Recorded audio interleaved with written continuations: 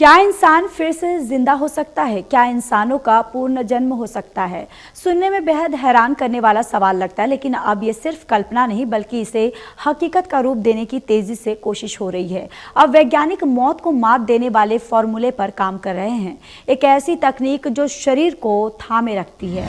वैज्ञानिकों की कोशिश है कि रुकी हुई सांसें फिर से चल सके और बंद हो चुका दिल फिर से धड़क सके, जो मिट गया हो वो फिर से लौट सके, यानी मौत को रिवर्स करने वाली टेक्नोलॉजी क्रियोनिक्स अब ये अरबों डॉलर की साइंटिफिक रेस बन चुकी है।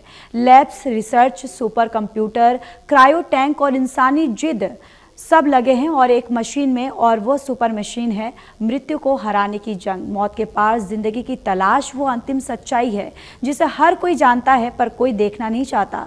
हर किसी को पता है कि एक दिन सब कुछ यूं ही छूट जाएगा, शरीर, सांसें, रिश्ते, नाते और सपने। फिर भी हर दिल के कोने में एक ख्वाहिश छिपी होती है, काश जीवन कभी खत्म ना हो। हर कोई यही चाहता है कि मृत्यु का वो पल कभी ना आए, और अगर आ भी जाए तो बस किसी चमत्कार से फिर से आंखें खुल जाए और एक नई शुरुआत मिले। पर क्या ऐसा हो सकता है? वैज्ञानिक के अनुसार जब किसी व्यक्ति की मौत होती है तो दिमाग, हृदय और शरीर की सभी क्रियाएं स्थायी तौर पर बंद हो जाती हैं, जिसके बाद किसी को वापस जीवित करना असंभव माना जाता है। अभी तक विज्ञान के पास मृत्यु के बाद जीवन को वापस लाने की कोई पक्की और कारगर तकनीक नहीं है। कल्पना कीजिए कि एक ऐसा भविष्य जहां मौत सिर्फ पॉज बटन हो, यानी कि फुल स्टॉप नहीं। क्या मृत शरीर को भविष्य में फिर से चालू किया जा सकता है? क्या असल जिंदगी में ऐसा मुमकिन हो सकता है?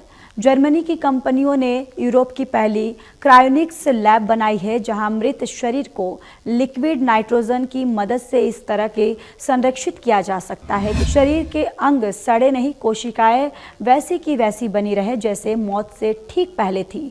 लेकिन इसकी ज़रूरत क्यों पड़ी? क्योंकि वैज्ञानिक मानते हैं कि एक दिन मेडिकल साइंस इतना विकसित हो जाएगा कि इन फ्रीज किए गए शवों को दोबारा जिंदा किया जा सके।